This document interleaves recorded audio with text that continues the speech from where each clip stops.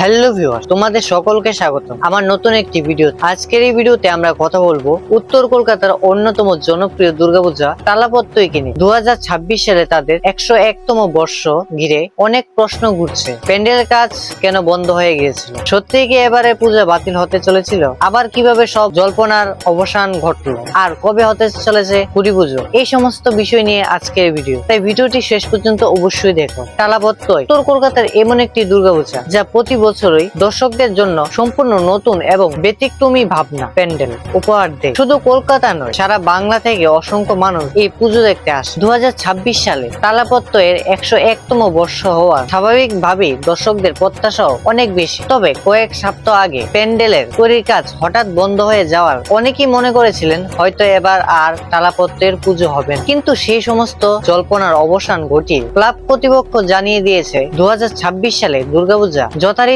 আনুষ্ঠানিক ভাবে হবে এবং আগের মতোই নতুন চমক অপেক্ষা করছে দর্শকদের জন্য। তালাপত্রয়ের ইতিহাসে গত কয়েক বছরের প্যান্ডেলগুলো ছিল অন্যতম জনপ্রিয়। 2023 সালে তারা এক অভিনব ভাবনার মাধ্যমে দর্শকদের নজর কেড়েছে। সেই মণ্ডপের শিল্পকলা এবং উপস্থাপনা ছিল সত্যি প্রশংসনীয়। এরপর 2024 সালেও তারা সম্পূর্ণ ভিন্ন ধরনের একটি কনসেপ্ট নিয়ে হাজির হয় যা দর্শকদের কাছে দারুণ প্রশংসা পায়। আর 2025 সালে প্যান্ডেল ছিল অন্যতম আলোচিত কলকাতার সেরা প্যান্ডেলগুলোর তালিকায় তালাপত্রয়ের নাম ছিল উল্লেখযোগ্যভাবে। তাই 101তম বর্ষে তাদের কাছ থেকে আরো বড় কিছু আশা করাই স্বাভাবিক। জানা যাচ্ছে 2026 সালে মণ্ডপ নির্মাণের দায়িত্বে রয়েছেন শিল্পী সুশান্ত শ্রীবাণীপাল। তাই এবারের শিল্প ভাবনা এবং উপস্থাপনা নিয়ে দর্শকদের আগ্রহ অনেক বেশি। ক্লাব সূত্র জানা গেছে খুব শীঘ্রই খুঁটি পুজোর আয়োজন করা হবে এবং এরপর ধাপে ধাপে শুরু হবে পূর্ণাঙ্গ প্যান্ডেলের নির্মাণের কাজ। থিম নিয়ে এখনো